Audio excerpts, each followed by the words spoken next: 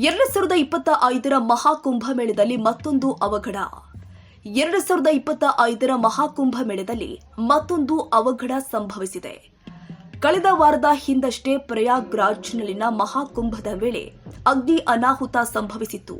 ಇದೀಗ ಪ್ರಯಾಗ್ರಾಜ್ನ ಬಳಿ ಕಾಲ್ತುಳಿತ ಉಂಟಾಗಿ ಸುಮಾರು 10 ಜನ ಸಾವಿಗೀಡಾಗಿದ್ದಾರೆ. ಹಲವರಿಗೆ ಗಂಭೀರ ಗಾಯಗಳಾಗಿದೆ. ಮೌನಿ ಅಮಾವಾಸ್ಯೆಯಂದು ಅಮೃತ ಸ್ನಾನದ ವೇಳೆ ಜನಸಂದಣಿ ಹೆಚ್ಚಾಗಿ ಮಹಾಕುಂಭದಲ್ಲಿ ನೂಕುನುಗ್ಗಲು ಉಂಟಾಗಿದೆ. ಮಧ್ಯರಾತ್ರಿ ಸರಿಸುಮಾರು 1 ಗಂಟೆ ವೇಳೆಗೆ ಈ ಅವಘಡ ಸಂಭವಿಸಿದೆ.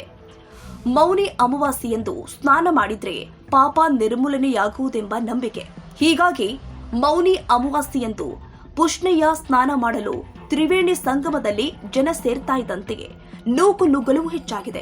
ಅದರಲ್ಲೂ ಮುಖ್ಯ ಸಂಗಮದಲ್ಲಿ ಮಾತ್ರ ಸ್ನಾನ ಮಾಡಬೇಕೆಂದು ಜನ ಮುಗಿಬಿದ್ದಿದ್ದು, ಈ ವೇಳೆ ತಳ್ಳಾಟ ನೂಕಾಟ ನಡೆದಿದೆ. ಪರಿಸ್ಥಿತಿ ನಿಯಂತ್ರಣ ತಪ್ಪಿ ಕಾಲ್ತುಳಿತ ಸಂಭವಿಸಿದೆ. ಇದರಿಂದಾಗಿ 10 ಮಂದಿ ಸಾವನ್ನಪ್ಪಿದ್ದು 25ಕ್ಕೂ ಅಧಿಕ ಜನ ಗಾಯಗೊಂಡಿದ್ದಾರೆಂದು ಎನ್ನಲಾಗ್ತಾ ಇದೆ. ಮಹಾಕುಂಭಮೇಳದಲ್ಲಿ ಮೌನಿ ಅಮಾವಾಸ್ಯೆಯಂದು ಸ್ನಾನ ಮಾಡುವುದು ಮಹತ್ವದಾಗಿದೆ ಎಂದೇ ಎಲ್ಲರ ನಂಬಿಕೆ.